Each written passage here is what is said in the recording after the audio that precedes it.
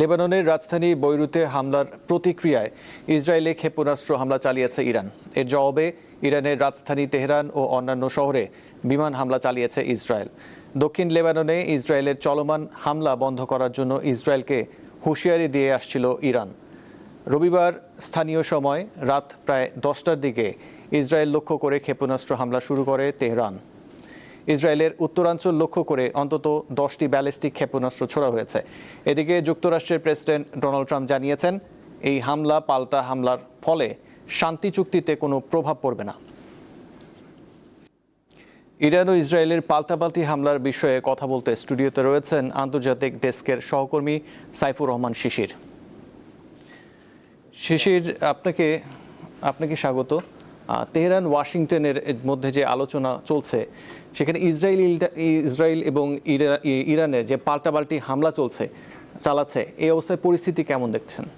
পরিস্থিতি তো আসলে আগে থেকেই বেশ ঘোলাটেই ছিল এবং মার্কিন প্রেসিডেন্ট ডোনাল্ড ট্রাম্প বলেছেন যে তাদের যে চলমান যে শান্তি চুক্তি নিয়ে যে আলোচনা রয়েছে সেটির উপরে আসলে এই যে নতুন হামলা এটি তেমন কোনো প্রভাব ফেলবে না এবং যা তাদের যে চুক্তির যে বিষয়গুলো রয়েছে তার মধ্যে ইরানের যে বিভিন্ন রকমের যে অর্থ রয়েছে যুক্তরাষ্ট্রসহ বিভিন্ন যুক্তরাষ্ট্রের মিত্রদের যে ব্যাংকে, সেইগুলো ছাড় দেওয়ার ব্যাপারে তাদের কথাবার্তা চলছে।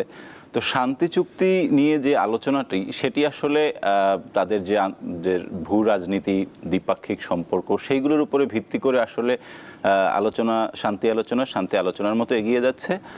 আর এই যে পাল্টি হামলা এটি কিন্তু আসলে অব্যাহত ছিল। 28 ফেব্রুয়ারি যখন এই হামলা শুরু হয়, তারপরে কিন্তু 16 এপ্রিলে সে সিজফায়ার হয়েছে, মানে যুদ্ধবিরতি হয়েছে, কিন্তু তারপরেও লেবাননের বিভিন্ন অঞ্চলে কিন্তু ইসরায়েল তাদের হামলা অব্যাহত রেখেছে এবং সেই হামলারই আসলে একটি ফলাফল হিসেবে আসলে বলা যায় আজকের লেবাননে ইরানও ঘোষণা দিয়েছিল যে লেবাননে যদি হামলা বন্ধ না হয় তাহলে কিন্তু আমরা আবার নতুন করে হামলা চালাবো। তো সেই যে ঘোষণা ইরান দিয়েছিল সেটির ফল হিসেবেই বা সেই অংশ হিসেবেই তারা আবার আজকে হামলা চালিয়েছে।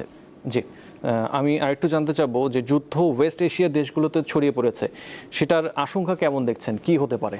যুদ্ধ তো ওয়েস্ট এশিয়ায় ছড়িয়ে পড়েছেই আগেই। আপনার ইরানের যেসব প্রক্সি পাওয়ারগুলো রয়েছে, যেমন হুথি আছে ইয়েমেনে, অথবা লেবাননের হিজবুল্লাহ, তারাও কিন্তু এই যুদ্ধে ইতোমধ্যেই তারা ঢুকে পড়েছে এবং মধ্যপ্রাচ্যে ইরান বিভিন্ন যুক্তরাষ্ট্রের যারা এলাই ছিল তাদেরকে কিন্তু তাদের উপরে কুয়েত, কাতার, সংযুক্ত আরব আমিরাত, তাদের উপরে কিন্তু ইরান সেই 28 ফেব্রুয়ারি থেকেই তাদের হামলা তারা চালিয়েছে। সো যুদ্ধ এরই মধ্যে আসলে যুদ্ধটা শুধু ইরান ইসরায়েল না বা শুধু মধ্যপ্রাচ্যেও না, যুদ্ধের মধ্যে আসলে সারা পৃথিবী জড়িয়ে পড়েছে বিভিন্নভাবে। জি, আচ্ছা, আমরা জানি এই যুদ্ধের কারণে জ্বালানি তেলের দাম বেড়ে গেছে, এর বৈশ্বিক প্রভাব কেমন হতে পারে?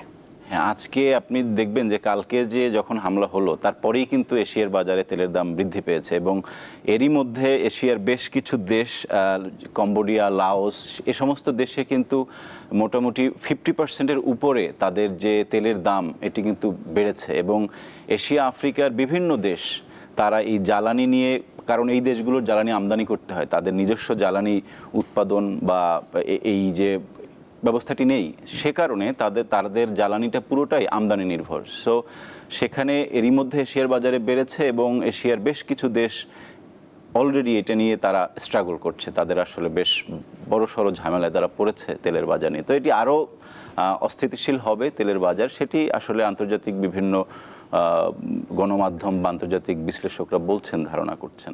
জি, সাইফুর রহমান শিশির, আপনাকে ধন্যবাদ।